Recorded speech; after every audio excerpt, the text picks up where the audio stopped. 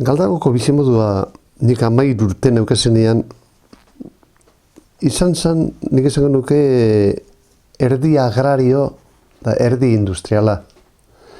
Gehienok esplosibozko semeak gara. Han gure gurasoak sortu eben kooperatibo bat, etxeak egiteko eurentzat.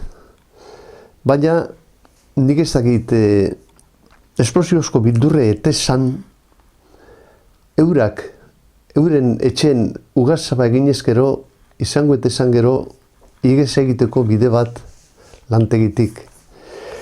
Eta euren zehozela, oso erreza zan sasoiatan ugazabak euren burue erakustea. Gero ganera, bai balitik patriarkado apurbepe bai, ze jesuita Txalbau zan akzionisteriek handienetaiko esplosibo zen, eta bere nahi bat zan jesuita, da esplosibozko kapelaua.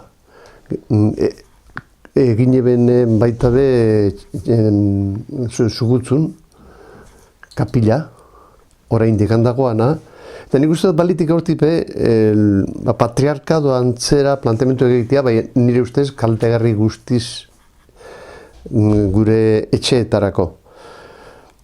Han orduan, tximlarrek bere bizimodu daukan.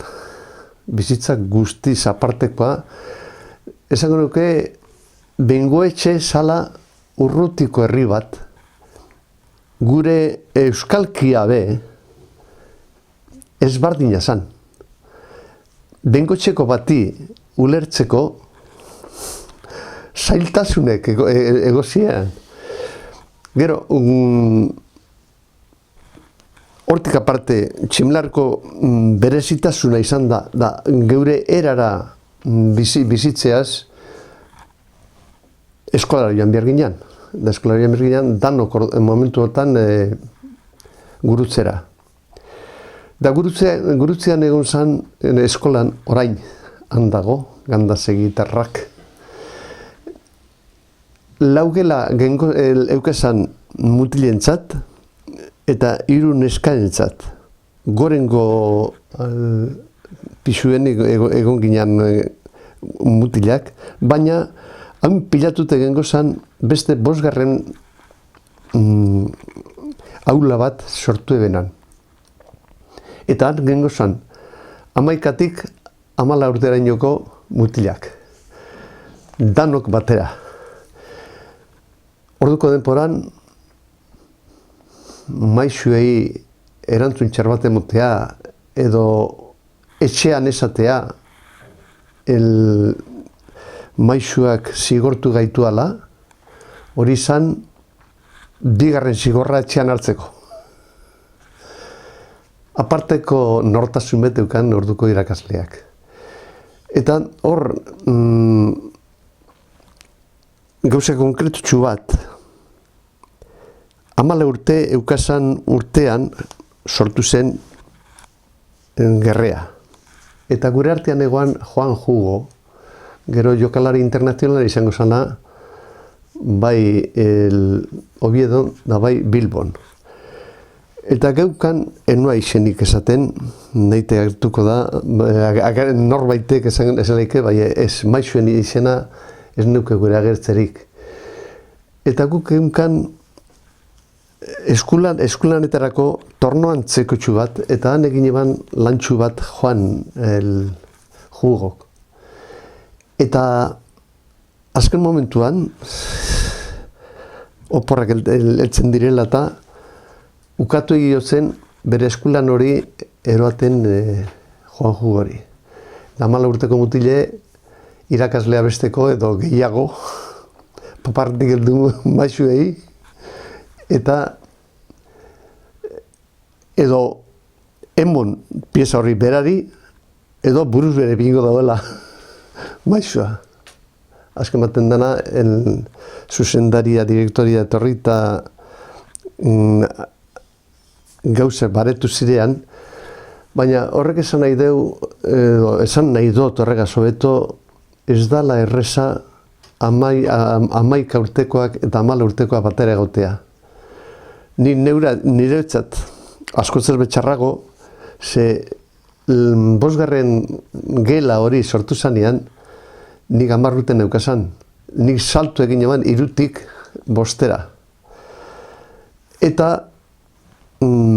maisu horrek zerbait eukan edo argitasun aparteko bat ikusten ninen, da sarritan behaltzen eusten besteen konposaketak barditzen. Eta ni zelan joan, 10 urteko ume gorri bet, 14 urtekoai txarto edo ondo dagoan esatera.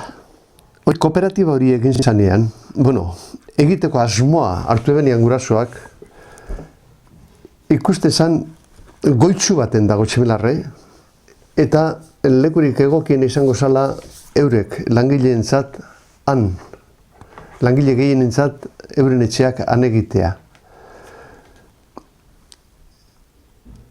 Aixea ederra, eguzki ederra, argitasune behan ez dagoena, eta etxeak nahiko politak sasoiat aretarako.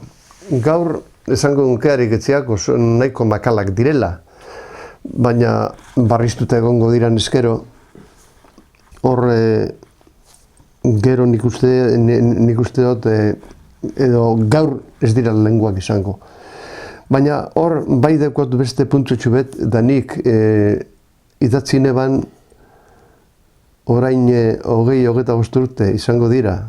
Bihotz barruan gelditu jatan, eta lehen esan dudan hori zergaitik kaltegarri izan zan, edo izan leitekean guretzat anetxeak eukitea, nahi eta ordainketa oso txikarra zan, orduko denporatan emoten genduana hilero, baina momentu baten hasi zian, jentea etxeetatik urtetan, edo gerrearen ostean diru faltan batzuk opatu ebezan euren etxeak esplosibozi diru apurbetu kitiarren eskuartean biziteko. Eta esplosiboa azken baten egin eban berak erosi etxeak. 2 edo 3 gelditu zian etxea ez eukela berak saltzeko, ze berak beharrizien bat eukan bere familiarentzat. Eta gure ite esan, azkeneko gelditu zana, eta esplosibosek nahiko puesto polite eukan berak fabrika hortan, esan dutzen, pentsa daugeala hainbet seme alaba daukezala, 8 ginean orduan, eta pentsa dagiala zer egiten dauen etxe horregaz, ze ez erratuten nago, ez, momentuetan 6 zirean, ez ziren 8. Pentseu da gila zer egiten daban, ze balitikela bere lana itxe beharra izatea. Eta aita negarrez, eta aita bat negarrez ikustea, hori oso horra da. Onartu inbiar itxeban, hartzea, emongo zindirun apurra, ezetarako balio ezeban aberarentzat, da etxea pai. Orduen esplosibusek, nik hori kartea idatzen nabanean periodikura, esate ban esplosibusek, euren tratamiento beti izan dela aite batena bere langileentzat. Eta beti gogoramen handi bat izango dela langileen artean zer esplosibua izan dan, esaten karta horret, bialdu neban eskutitzu horretan periodikura, esaten neban, hori idatzi denuenak ez daki oraindik zer dan seme batek aita negarrez ikustea. Ze jakin guan izango esplosibos ez dala portatu enpresa zintzo bat lez. Hori da Tximilarreko, da gero Tximilarren geunkazan geure jokoak, joko bereziek, euren arte geunkan momentuatan boxeadore famatue izango zana bizi bazan. 19 urtegaz etorri zen munduko txapelduna izandako pisu erdikoetan pesos medios, mutila hartzeko, ze posibilidad Andrés Zelaya, posibilidad eukizan izugarrizkoak boxeadorles. Baina meningitis bateaz hil zen, 19 urtegaz. Gero, han guk geukezan Zubietatarrak, Angel Zubieta, gero superra izango zana gerra ostean Ameriketara joandako atletik, eta han banatu zenean, hona etorri barik jokalariek, Angel Zubieta gelditu zen Argentinan, eta izan zen nagusia, kapitana San Lorenzo de Almagron. Sasoiatan munduan egoan ekiporik onena. Oin gauza bat. Galdakora etorri zean bere amaren omenaldi bete egiteko, eta hemen jokatu eban San Lorenzo de Almagrok. Eta galdako gire pasi gautzen. Laute iru, pentsa zen. Zer izango zen. Hori izan, neurri handi beten esan da, geukazan, Juan Goya, oso ona tiragomakaz. Arrapetaba esan alaiek erabatuan tiragomakaz arrapetaba esan. Eta, baina horren nik esango detalle txubatzu direna, ez eukalako beste modurik, ez eguan radiorik, ez eguan telebistarik, ez eguan eseratakorik, orduen geuk gertu behar genduzan, da geuk bizibia genduzan gure jokoak. Da, hainbat aldiz, Tximelarreko talde bat jokatu genduan futbolera, trapuekaz egindako baloi bateaz. Pentsa zelako izango zen. Nik ikusi bera ezin dut esan egin nebanek. Zen nengoan errefugio barruan. Baina etorrite, gurutze aldetik etorrite, lehenengo bombea Tximelarreko igoeraren aldetik, bigarrena erdiko bidean, da bestia Ibaizabalen pasoan. Horrik, hirurek bata bestian atzean, eta guk urten genduanean, alarma joan zanean, eta urten genduanean, ez egin duen besterik ikusi, anegoan desastre guztia bai. Hain matematiko, botateko, nik uste dut ez zirela gaur dinot. Orduen esaten genduan altu ebiltzela, baina arek ezien 200 metrotik gora ezien ibiliko harikabideak. Bestela ezilein orduko teknikeagaz, ezilein hain garbien hiruateak sarratu. Bueno, jauzizala argi dago. Iraragorri jokalariek etxean nonukan, badakizuz, oinan restaurana hotel antzeko bat dago.